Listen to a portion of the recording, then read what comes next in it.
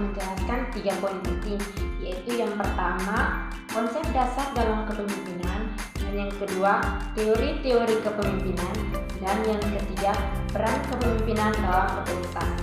Selamat menyaksikan. Secara etimologi, kepemimpinan dapat diartikan sebagai berikut. Berasal dari kata dasar pimpin, lead, berarti bimbing atau tuntun.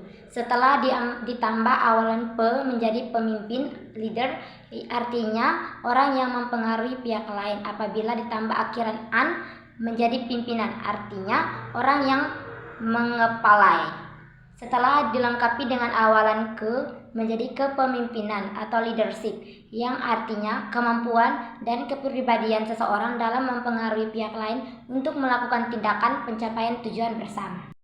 Tujuan dari kepemimpinan yaitu yang pertama, sebagai sarana untuk mencapai tujuan. Yang kedua, memotivasi orang lain. Yang berikut, fungsi kepemimpinan.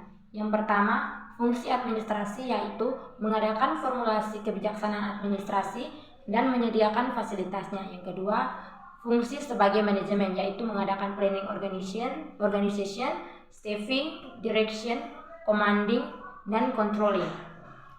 Fungsi pokok kepemimpinan ada 5, yaitu yang pertama instruktif, konsultatif, partisipatif, perencanaan, dan pengelolaan. Teori-teori dalam kepemimpinan. Yang pertama, teori klasik. Teori klasik adalah kepemimpinan yang ditandai oleh sifat dominatif dan para pengikut harus patuh melaksanakan perintah pimpinan. Sifat-sifat tersebut ada karena pimpinanlah salah satu-satunya otoritas yang berhak menafsirkan benar atau kebenaran yang sah.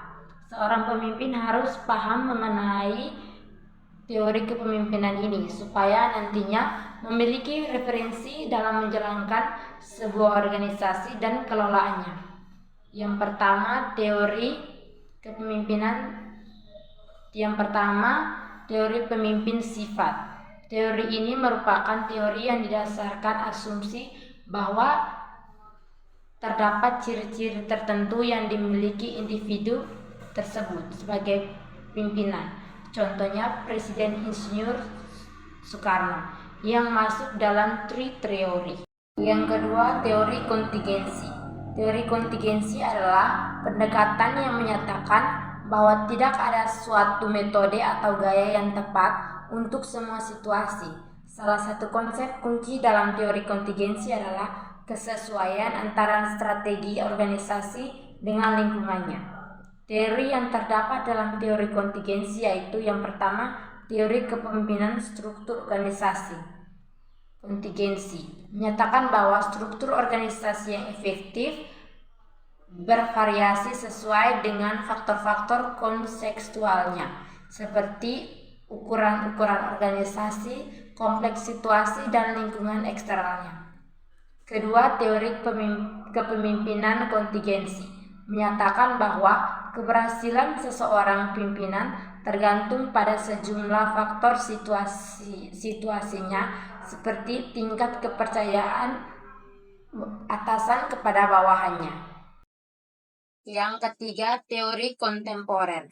Teori kontemporer adalah pendekatan modern terhadap kepemimpinan yang muncul sebagai respon terhadap perubahan kebutuhan dan tuntunan bisnis saat ini. Teori kontemporer merupakan kepemimpinan yang menghadapi pemahaman orang zaman sekarang tentang kepemimpinan. Contohnya teori servant leadership atau pelayanan kepada orang lain sebagai inti dari kepemimpinan. Teori yang terdapat di dalamnya yaitu yang pertama, kepemimpinan transformasional. Kepemimpinan transformasional adalah teori yang menekankan pada inspirasi dan motivasi pengikut untuk mencapai potensi penuh mereka. Yang kedua, kepemimpinan otentik. Kepemimpinan otentik menekankan pada kejujuran diri sendiri dan menunjukkan integrasi dalam kepemimpinan. Yang ketiga, peran kepemimpinan dalam organisasi, yaitu yang pertama, decision maker. Pertama, seorang pemimpin hadir untuk menjadi pengambil keputusan. Pengambil keputusan jadi bagian terpenting dalam kepemimpinan. apalagi ketika pemimpin sedang melaksanakan fungsi perencanaan untuk keberlangsungan organisasi tersebut. Yang kedua, sebagai guide dalam pencapaian tujuan. Seorang pemimpin juga menjadi seseorang yang menuntun anggota organisasi untuk tetap berada dalam jalur dan sesuai dengan tujuan.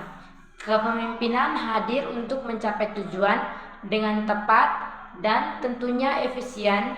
Dengan adanya pemimpin, maka anggota bisa diarahkan dan disatukan dengan satu pedoman yang satu jalan.